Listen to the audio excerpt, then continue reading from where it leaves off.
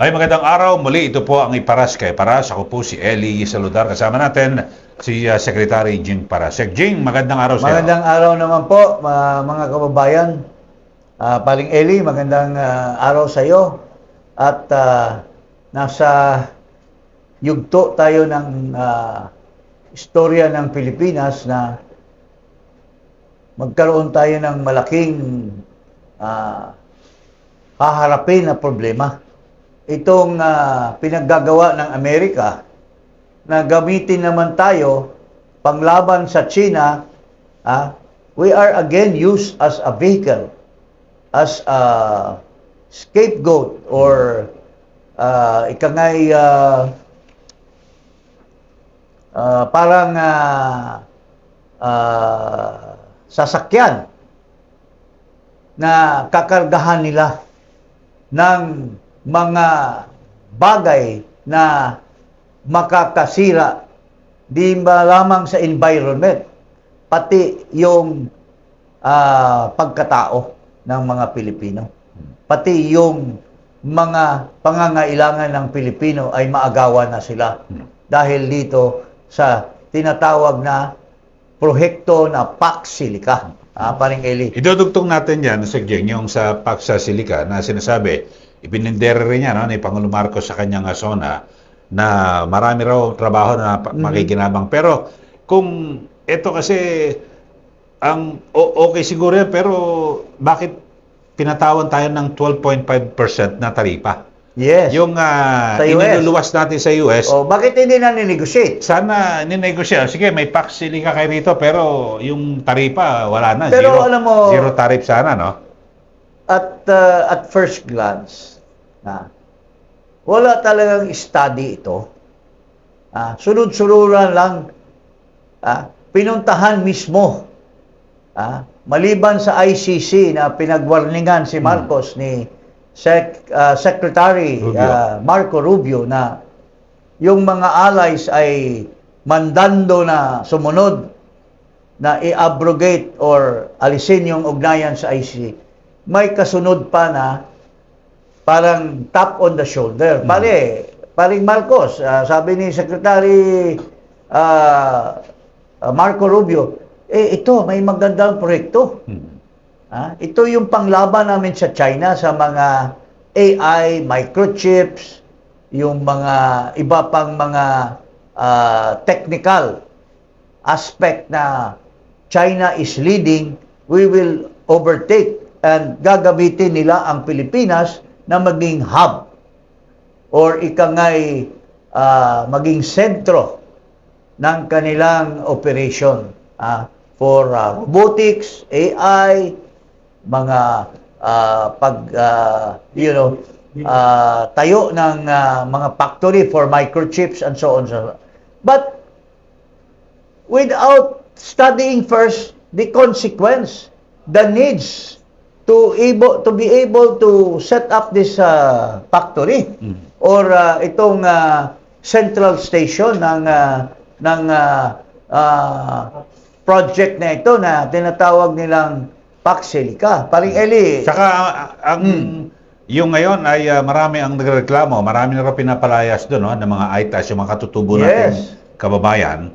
Tapos kasi parang ipapagamit, i-donate, nasa halos 2,000 hektarya ba yun? 4,000 acres. Ang dami yan. 4,000 acres is almost more than half of 2,000. That's almost a little more than 2,000 hectares. Or a little less. So, napakalawak ng yan. Hindi naman, kasi occupied na yung area ng Tarlac, Pampanga, yung boundary na yan. So, aakyat yan doon sa mga indigenous portion, where our indigenous people are living for centuries. So, they will be dislocating the farmers kasi ikokordon nila yan They want security and safety dyan. So, aalisin naman ang walang kaiba nito nung nag-take over ang Amerika at inalis yung mga American Indians. pinagbabaril, pinagpapatay. Oh. Well, I'm not saying that will happen under this modern day, pero unang-una, under the requirements of the PAC Silica, tubig. Sobrang tubig ang kailangan kasi yung pag nagmamanufacture ka ng mga chips, mga kung ano-anong mga artificial intelligence operation dyan, kailangan mo ng cooling system. Ha? So, sisip-sipin yung tubig, maubusan ng tubig ang mga bahay dyan sa Pampanga at sa Tarlac. Kasi ang napakalaking requirement. Electricity. Can you imagine, sinasabi, yung isang box lang ng AI operation, the electric isang requirement. cabinet lang yan, ha? Para isang cabinet isang lang. cabinet lang is almost equivalent to 100 Household. consumption of 100 houses. Can you imagine that? May shortage tayo sa electricity dahil ang ating mga generation facilities is not enough. Kaya we are looking into production of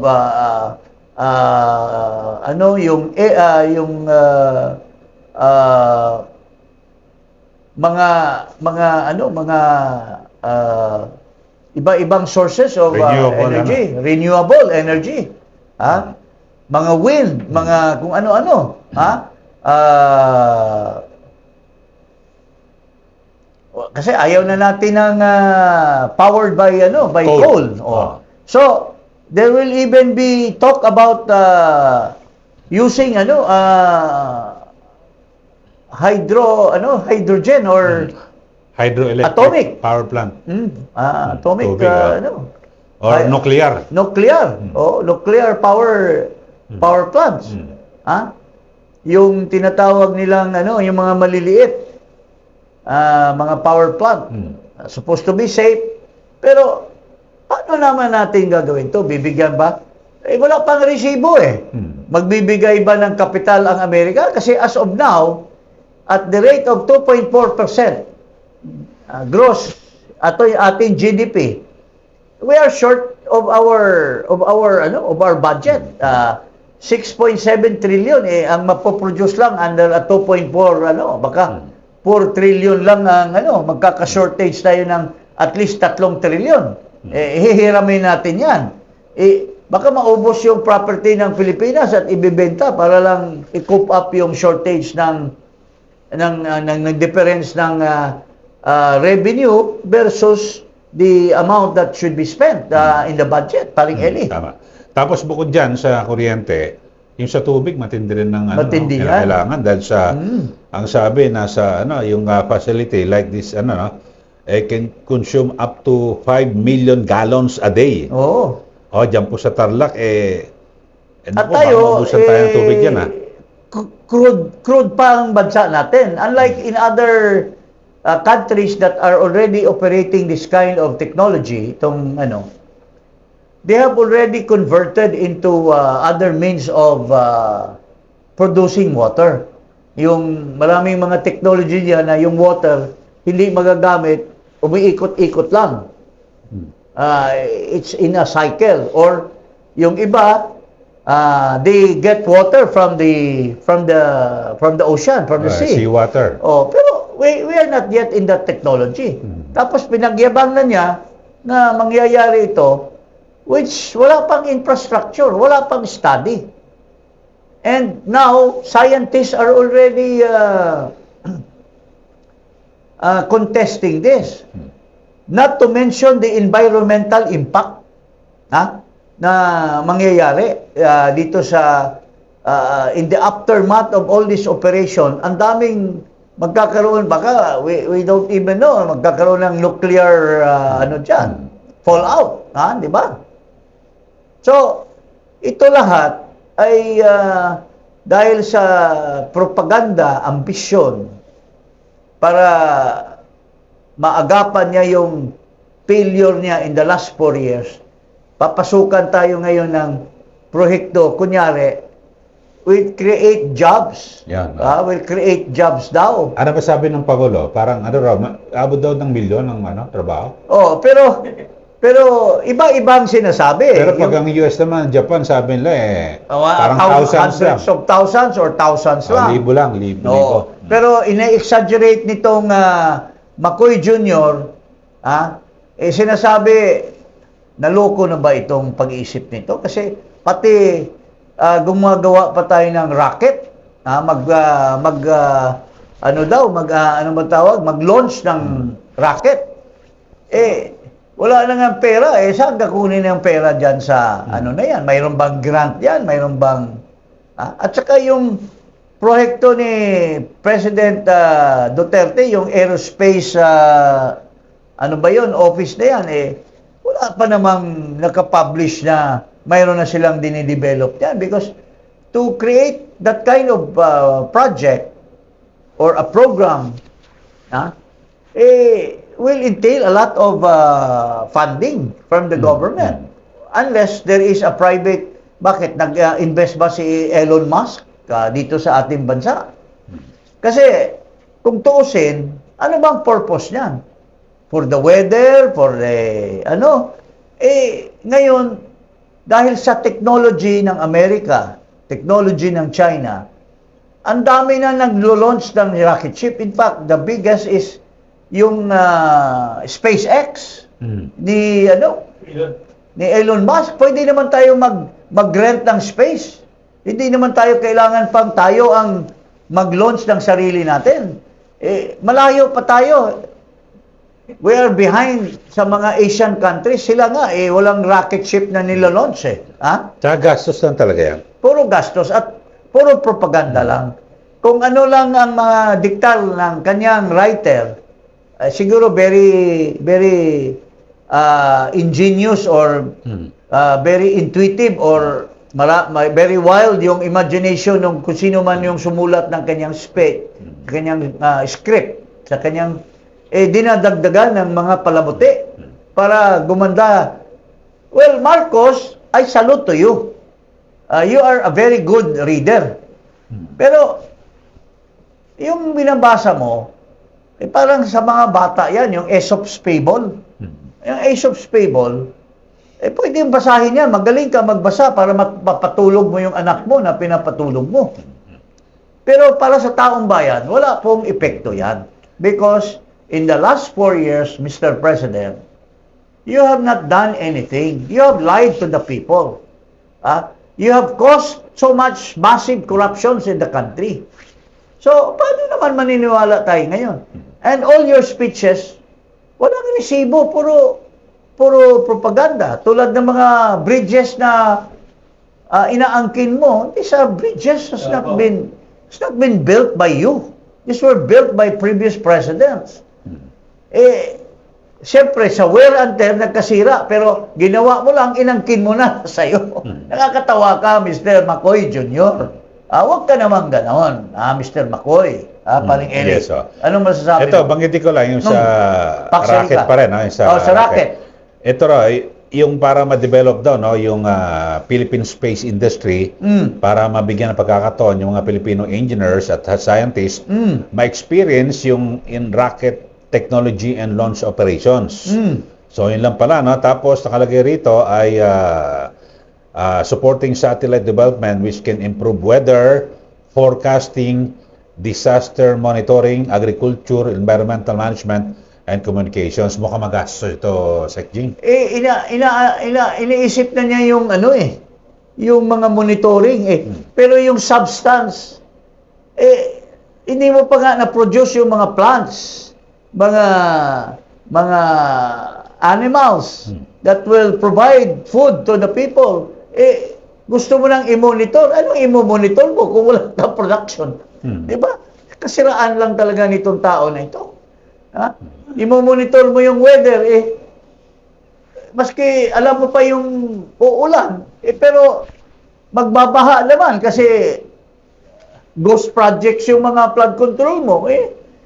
These are all useless. You're thinking of the sophistication, pero the substance doon sa ground, hindi mo pa siniset up.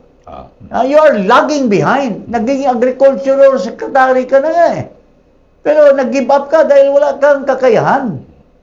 Pero Oo. dito, Sek Jing, hindi kaya ito siguro sa mga malilikot mag-isip. Baka magbibuild dito ng military missile.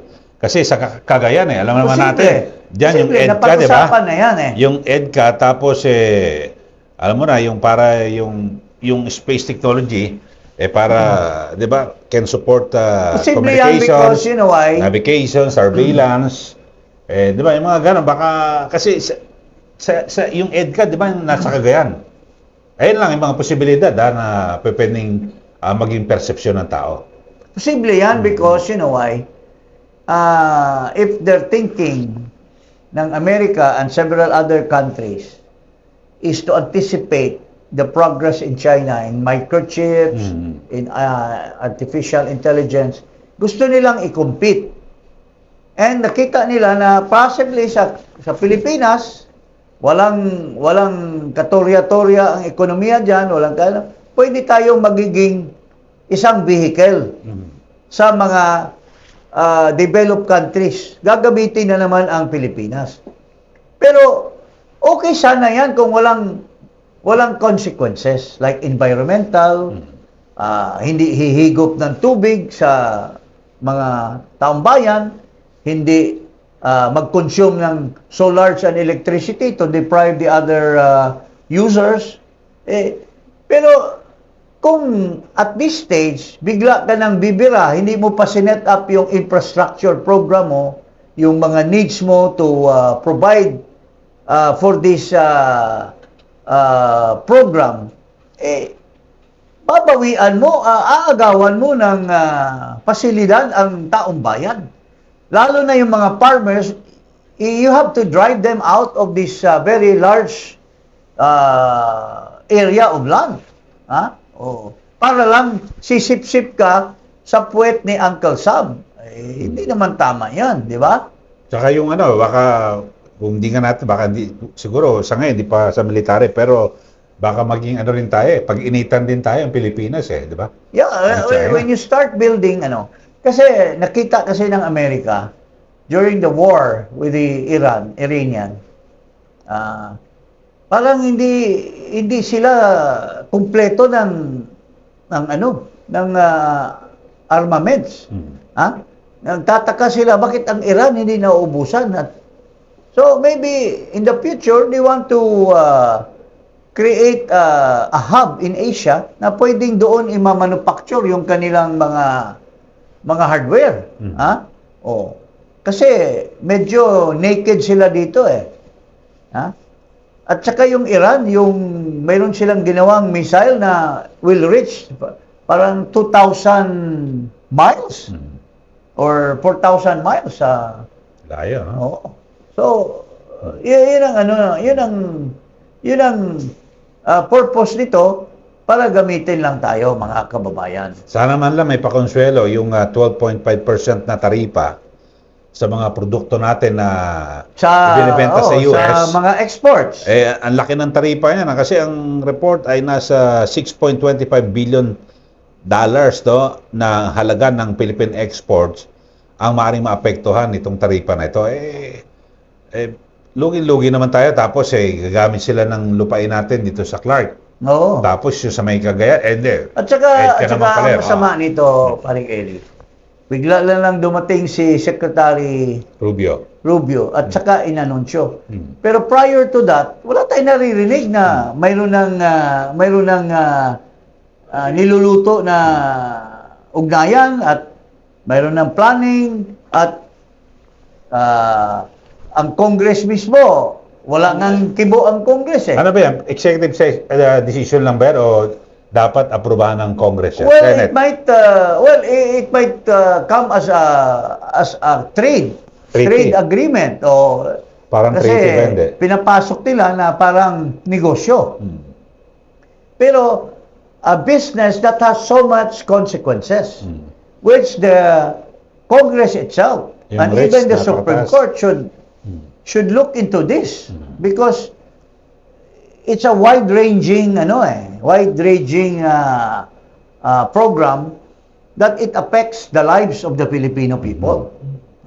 So hindi lang executive 'yan.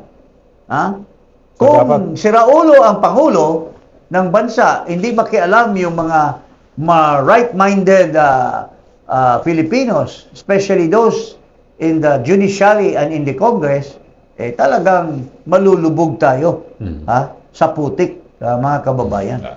Okay, so abangan natin yung mga mangyayari pa rin ho dyan sa isyong yan. Samantala, huwag pong kalimutan na mag-subscribe dito po sa Iparas kay Paras at i-click ang notification bell. Maraming salamat po. Magandang araw po, sorry. Magandang umaga, magandang hapon, magandang gabi sa lahat. Sa lahat. Na nakikinig worldwide. Sa ating mga mahal na mga OFWs all over the world. Yes, na nakikinig kahapon sa SONA and nakikita ko po dito sa mga kanilang mga comments, mga blogs, ay almost 90% believe that the SONA was all propaganda. It was a very good reading, but the reader did not know what he was reading about. Okay, ganun po ang pakiramdam ng mga Pilipino all over the world. Magandang araw po sa inyo lahat. Maraming salamat po. Ay paras kay paras.